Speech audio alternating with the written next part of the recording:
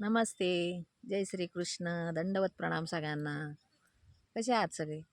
मजेत ना? असायलाच पाहिजे. तर मैत्रिणींनो आणि भावांनो, आज आपण श्रीमद भगवद्गीतेच्या दुसऱ्या अध्यायातला 35 आणि 36 हे 2 श्लोक घेणार आहोत. आपण 34पर्यंत मागच्या व्हिडिओमध्ये बघितले. 35 आणि 36 हा दुसऱ्या अध्यायातले हे 2 श्लोक आपण घेणार आहेत. आणि तो 2 श्लोक घेऊन आणखी मागचे 2 रिपीट करू आणि मग थोडासा वेळ असला तर आपण अर्थ पण बघू थोडासा. तर आपण घेऊया दुसरा अध्याय. भगवद्गीता पुस्तक समोर ठेवा, बोट वळीवर ठेवा, नजर पुस्तकावर ठेवा, कान व्हिडिओकडे ठेवा आणि अभ्यासाला सुरू करूया. 35वा श्लोक घेऊ आपण. भयाद्रणा दुपरतम, भयाद्रणा दुपरतम, भयाद्रणा दुपरतम, मन्स्यन्ते त्वां महारथा, मन्स्यन्ते त्वां महारथा, मन्स्यन्ते त्वां महारथाः, मन्स्यन्ते त्वां महारथाः, भयाद्रणा दुपरतम, मन्स्यन्ते त्वां महारथाः, येषां च त्वं बहुमतो, येषां च त्वं बहुमतो भूत्वा यास्यसि लाघवम्, भूत्वा यास्यसि लाघवम्, येषां च त्वं बहुमतो भूत्वा यास्यसि लाघवम्. अवाच्यवादांश्च बहुन, न पर्यंत घ्यायचे. अवाच्यवादांश्च बहुन वदिष्यन्ति तवा हिताः, वदिष्यन्ति तवा हिताः, अवाच्यवादांश्च बहुन वदिष्यन्ति तवा हिताः. निन्दन्तस्तव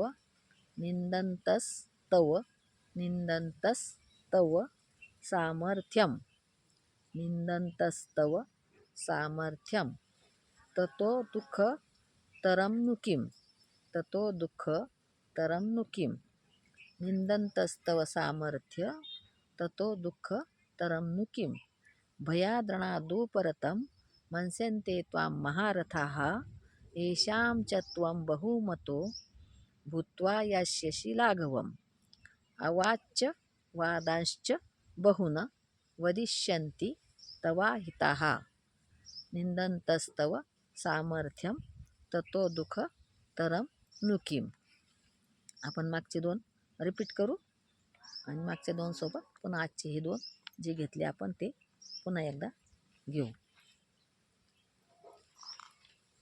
तर श्रीमद् भगवद्गीता 2य अध्यायः अर्जुन उवाच.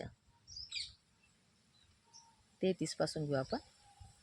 अथ चेत्त्वमिमं धर्म्यं संग्रामं न करिष्यसि, ततः स्वधर्मं कीर्तिं च हित्वा पापमवाप्स्यसि.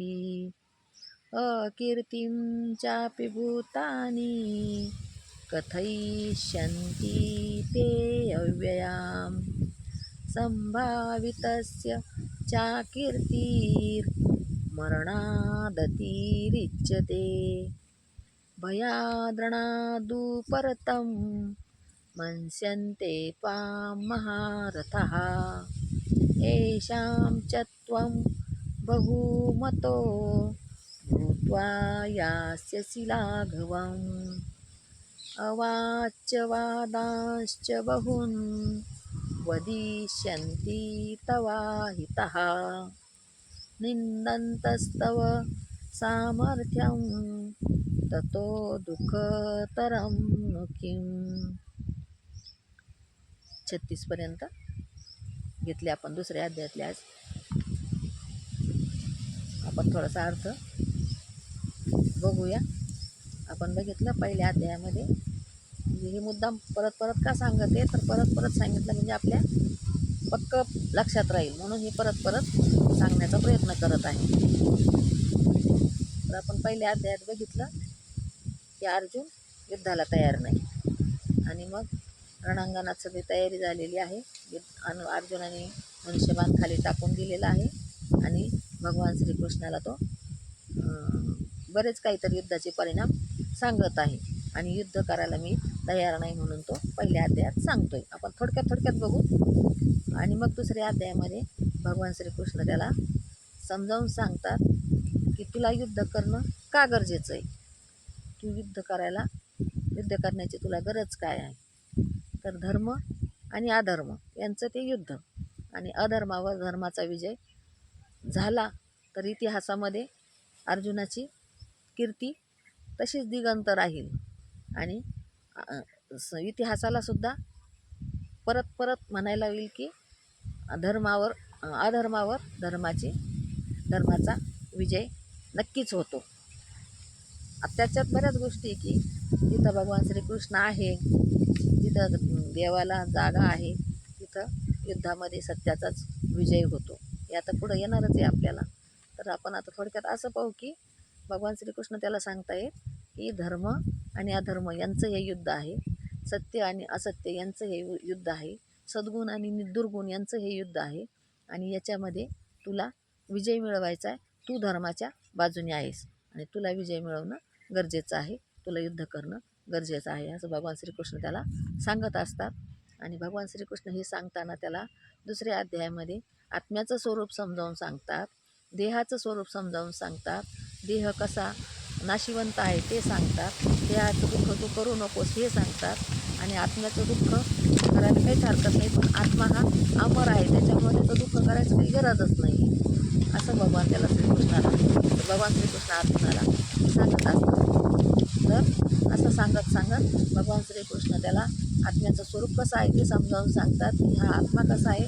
तर आपण जसे जुने कपडे टाकून नवीन कपडे परिधान करतो तसाच हा आत्मा पण नवीन देह परिधान करत असतो आणि हे देह कायम येतच असतात आणि जातच असतात. जन्म आणि मृत्यू हे पण कसं आहे, राटगाडगा आहे, हे पण त्याला भगवान श्रीकृष्ण त्याला समजावून सांगत असतात की जन्म आणि मृत्यू हे दोन्ही पण येणार जाणारच झाले आणि याच्यामध्ये फक्त नाश न पावणारं काय आहे तर आत्मा आहे, असं आत्म्याचं स्वरूपसुद्धा भगवान श्रीकृष्ण त्याला समजावून सांगतात. त्याच्यानंतर तुझी बुद्धी स्थिर ठेव, म्हणजे स्थिरमती भक्त कसा असला पाहिजे ते पण त्याला समजावून सांगतात. ते पुढं आपल्याला येईल स्थिर भक्तीचं, ह्याच दुसऱ्याच अध्यायात आहे ते.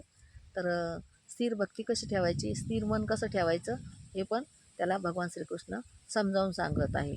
म्हणजे बघा ना, युद्धाचा परिणाम काय होईल याच्या भीतीने तो युद्धाला तयार नाही आणि भगवान श्रीकृष्ण त्याला युद्धासाठी प्रेरित करत आहे. मग हे युद्ध कशासाठी होतं तर धर्म आणि अधर्म यांचा विजय, धर्म आणि अधर्म यांचं ते युद्ध होतं आणि श्रीकृष्ण आणि अर्जुन हे धर्माच्या बाजूने असल्यामुळे अधर्मावर धर्माचा विजय झाला पाहिजे यासाठी ते युद्ध करायला त्याला प्रवृत्त करत होते. तर असं ते दुसऱ्या अध्यायामध्ये आपण थोडक्यात बघितलं. आज आपण पुढच्या व्हिडिओमध्ये वाटल्यास सविस्तर बघू. आज व्हिडिओ मोठा होत आहे त्याच्यामुळं आपण थोडक्यात बघितलं आणि वातावरण पण पावसाचं आहे त्याच्यामुळं आपण आज थोडक्यात व्हिडिओ आवरता घेऊ.